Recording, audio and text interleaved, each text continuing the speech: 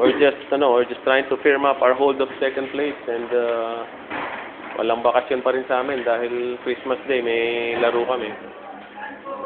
So we just keep on practicing. I guess the biggest game for us would be the Alaska game because that's going to set us apart in our second place position. We're one game ahead of the rest of the other teams, but it's still so close. It's so close to call. So if we can win against Alaska, I think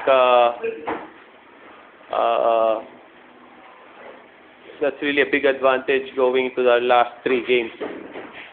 Plus, we have a long vacation after Christmas. Our next game is January 4. So it's easier to prepare for the January 4 game with that long vacation.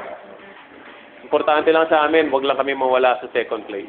We're just trying to hold on to second place. Thank you.